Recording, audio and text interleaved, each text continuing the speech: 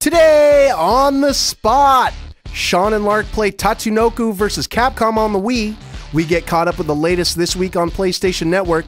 Hear what's the latest buzz with Tor Thorson and the news, and give away an Intel quad-core processor for our lucky trivia winner. Today on the spot.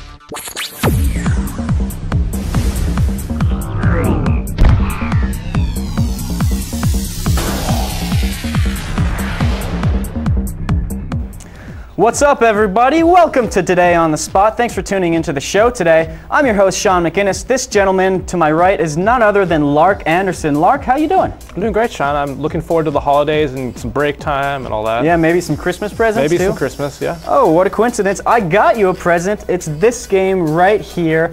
We wish you a Merry Christmas for the Nintendo Wii. It's got 10 holiday games and activities on it. Saw this at the store and I thought, that's a Lark Anderson kind of game. Gee, thanks, Sean. I can't wait to pop this in and enjoy Christmas virtually. Oh no, you absolutely will. You absolutely will. Yep. It's got an advent calendar. It's got an advent calendar. I don't think any game has done that before. No, probably not. This looks like a very fun Wii game. We've also got a really fun Wii game on our daily demo today. We've got Tatsunoko vs. Capcom Ultimate AllStars. Lark and I are going to play. He's probably going to clobber me, I'll be honest with you. Definitely. Lark is actually good at video games. I'm not good at all. We've also got a great trivia giveaway for you. Any of you PC gamers out there who want to beef up your rig, today's the chance to get hold of some sweet gear. We've got an Intel quad-core processor for you guys for a giveaway today, so stay tuned later on for that. So why don't we go ahead and start the show with Tor Thorson and the news. Hey everyone, it's your GameSpot news update for Saturday, December 12th. I'm Tor Thorson. In the 1970s, Steve Austin was a $6 million man. In November, Call of Duty Modern Warfare 2 was a 6 million unit game, selling 4.2 million copies on the Xbox 360 and 1.87 million copies on the PS3. In third place was New Super Mario Bros. Wii with 1.39 million units, followed by Assassin's Creed with 795,000 units, and Left 4 Dead 2 with 744,000 units. Those numbers came courtesy of Thursday's NPD report, which also crowned Nintendo Hardware King again. The DS was the month's top platform with 1.7 million units, with the Wii in second with 1.26 million units. Microsoft sold 820,000 Xbox 360s, while Sony sold 710,000 PS3s, 294,000 PSPs, and 203,000 PS2s. Overall, game hardware and software sales dropped 7.6% to $2.69 billion, marking the 8th month this year that the game industry sales have gone down. Speaking of poor sales, negative reviews, and a high $120 price point tripped up sales of Tony Hawk Ride faster than a skate stopper on a grind rail. The game sold around 67,000 units on the Wii, 30,000 units on the 360, and only 16,000 units on the PS3 for a total of just under 114,000 units. The game's cover athlete has been defending the game in public, blaming its poor reception on snarky critics who had their minds set more over seeing or playing the game. You hear that, Kevin Van Ord? You just got called out by Tony friggin' Hawk! Well, that's it, your GameSpot news update for December 12th. For more headlines like these, head on over to news.gamespot.com. So that's Tor Thorson keeping us updated on what's going on in the world of news, and now we're going to keep you updated on the world of PlayStation Network. This week on PlayStation Network, Q-Game's fourth original installment in the Pixel Junk series, Pixel Junk Shooter, can be purchased through the PlayStation Store for $9.99. As much a puzzler as it is a shooter, gamers pilot a tiny ship through underground caverns, using the landscape, water, and magma to help clear safe paths for stranded explorers. Pixel Junk Shooter will be joined by Wanako Studios' Revenge of the Wounded Dragons this week. Also at a $9.99 price point, the game is a throwback to the classic side-scrolling beat-em-up genre and sees players assume the role of a kung fu master. The game features 24 different stages as well as a variety of mini-game modes and support for local multiplayer. On the game demos tip, first up is Mushroom Wars. This fast-paced single and multiplayer RTS game has a quaint visual style that brings skirmish gameplay to the forefront. Another demo up for grabs is the Dante's Inferno: The Gates of Hell demo. Based on the first part of Dante Alighieri's masterpiece, The Divine Comedy, you'll play as Dante. You're tasked with defeating death and arming yourself with his scythe as you descend into the 9 circles of hell and rescue the soul of your beloved Beatrice from Lucifer himself. Finally, a demo for Topatoy is available this week. This classic platformer will take you on Raph's breathtaking adventures. In the game add-on section, a free Gigawatts Blades power is available for Infamous. This exclusive infamous power transforms Cole's hands into instruments of sheer destruction. Electric blades extend from his wrists, and a single blow annihilates any foe, sending them to their death. For $2.99, players can download the Midnight Show DLC for the Saboteur. This content allows you to toggle the nudity in-game, opens up new hiding spots, gives you more minigames, and offers up 4 unique cinematics from the Burlesque Girls.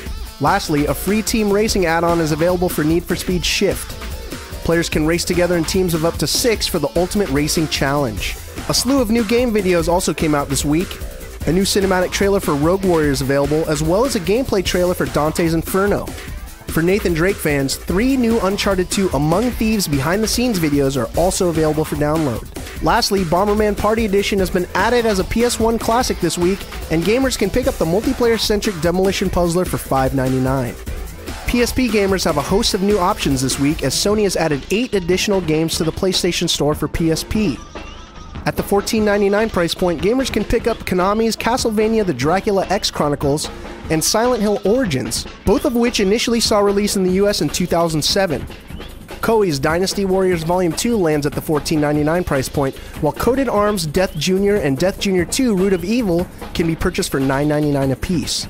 Lastly, MTO USA has released Kurulin Fusion, a puzzle game that features a musical score from Final Fantasy bard Nobuo Uematsu. It can be purchased for $4.99. That's all the time we have. Be sure to tune in every Saturday when we bring you the latest this week on PlayStation Network. All right, everybody, it's that moment you've all been eagerly anticipating. Let me try that again. All right, everybody, it's that moment you all have been eagerly anticipating. It's daily demo time. Lark and I are going to play a little Tatsunoko versus Capcom Ultimate All-Stars. Lark, we've already selected our characters. I've got Frank West and Beautiful Joe going on here. That's right, and I've got some Zero and Karis action going on. Karis. I have to admit, I'm not 100% familiar with Karis. He's a Tatsunoko character. Got an anime thing that came out the other, like, I don't know, a couple years back. And he's pretty awesome. He's a dude in... I'll summon him up real quick here. So, Tatsunoko versus Capcom, obviously a Capcom fighting game, so I mean, anybody who's spent a whole lot of time with those, they're going to be pretty familiar when they first jump into it, but what are the main differences between a game like this and Street Fighter and a game like Marvel versus Capcom? Well, these games are a lot quicker paced usually, and they have the tag team component. So as you can see, you know, we picked 2 characters at the start. You got Beautiful Joe and Frank, and I've got some Zero and Karis action going on here. Right. But you can tag out most any time here. You just got to put in the right combination. And then you can also call in your teammate for an assist attack, where they just kind of pull a special off or something. It's really similar to like a Marvel versus Capcom experience that you may have experienced already. But you know, a lot of emphasis on supers. Like there's one right there, and there's another one for you. Yeah, Boom! Got shot in the face. Frank in his Mega Man outfit. Mega Man outfit. That Mega Man blaster actually does damage, unlike the ping pong ball shooter in Dead Rising, by the way. That is true, but there's also the True Mega Buster in Dead Rising. Oh, that's right, but you had to like murder like a bajillion zombies to get that, didn't you? Pretty much. Yeah. So let's talk about the roster. What sort of Capcom characters are in this well, you've game? got, you know, the typical stuff like Zero is one of the new characters for the US release of the game. Okay. And then you've also got, you know, obviously Frank West there. Beautiful Joe is a Capcom character. Then you've also got, you know, Mega Man. You've got, this is one of Zero's supers. It's pretty, pretty crazy. But, and yeah, I just dealt 14.7 billion damage to you. Yeah, you've got a bunch of the Capcom characters, you know, like Morrigan from Darkstalkers. You've got, you know, like even background characters like the little guys in the back there, the Serb bots. Right. They can hang out and just, you know, contribute. And the Tatsunoko roster, I mean, obviously the most iconic one would probably be Speed Racer, right? Right. He's not in this. He's not in. But he is a Tatsunoko character, right? He is a Tatsunoko character. What are the other sort of Tatsunoko guys? You've got other guys like you know, Jun-Li. You've got other characters like the Gatchaman. He's one of the guys. Actually, there's a couple Gachamon. Actually, why don't we just go through the character roster here real quick? Yeah, we can certainly do that. Once the battle ends here, just go ahead and hit start again. Certainly can do. It'll take a second. There you go, just press the plus button. Press the plus button. Here comes a new warrior has entered the ring. I wish that was in here. That's my favorite new player chant of all time. So this is the character select screen. Some of the characters that we were talking about. Like Mega Man, Raiden, Roll. Roll is in it. Nice. Saki. You've got, obviously Frank West. Right. Ipon, Tega Man, Jim the Eagle. Bunch of different characters from, most of these people you're not going to recognize if you aren't like a hardcore anime fan, but for sure the Capcom characters you should remember from a lot of the various Street Fighter games, Darkstalkers, even one of the characters from Lost Planets, that's the giant robot dude. Oh, nice. But yeah, he's one of the main characters you can pick. It's you either pick 2 tag team characters or you pick one gigantic dude. I like that. I like that. Can I pick a gigantic Roll? Is that possible? Not quite. No? Roll packs a mean punch, and she's also the only character who can heal with her super. Oh, nice. She's sweeping the heck out of me. And we should probably mention that this is an early build of the game, so that character roster that you saw just a second ago is not going to be the final one. Right. Yeah. Right. And obviously, like our game here only includes the versus mode, but there's still the single player mode and all that. Yeah, that's another question I've got for you. The original arcade game obviously came out a while ago in Japan. What are they adding to the home version? Well, there's the new characters. Due to licensing issues, they had to add in, and they had to pull out a couple characters and add in some new ones as well. So in the U.S. edition, you've got Frank West and Zero on the Capcom side, and on the Tatsunoko side, you've got... Congratulations, you just murdered a small girl. I did. I totally did. She blew up just like Mega Man blows up. Because, they're the same types of robots, basically. All right, cool. But then on the Tatsunoko side, you've got Gachamon. One of the Gachamon. There's 2 actually in this game. So, had to make some slight roster adjustments. But overall, like it's basically the same thing. It does also have online play, though, which the Japanese arcade version didn't have. Nice. All right, Lark, looks like a lot of fun. In fact, it is a lot of fun. I can tell you that for sure because I was just playing it, believe it or not, even though it looks like I was just totally mailing it in. One last question, Lark. When is Tatsunoko vs. Capcom going to be out in the United States of America? You'll be able to play it on Wii's January 26th. January 26th? All right, thank you very much, Lark. All right, no problem. Cool. So that is going to bring us to our trivia giveaway for today. As you know, as we mentioned at the top of the show, we're giving away an Intel quad-core processor for your PCs at home. The question I've got for you is this. What is the real island setting that the island in Operation Flashpoint Dragon Rising was based on? If you think you know the answer, send an answer to onthespot@gamespot.com or use the answer trivia module on the page here and enter in for a chance to win this sweet quad-core processor. So send some answers our way.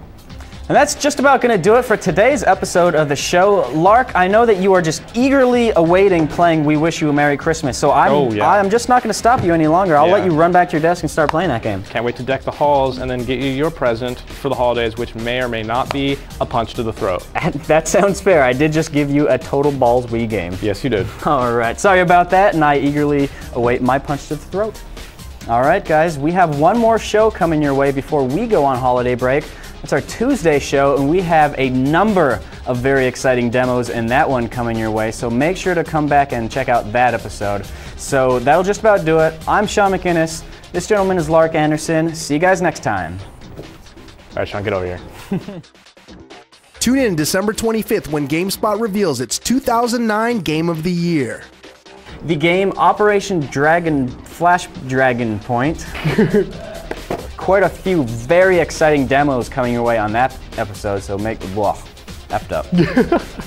So that's Tor Thorson dropping a collective news bomb on our faces. Let's kick it over to This Week on PlayStation Network. Oh, you did that.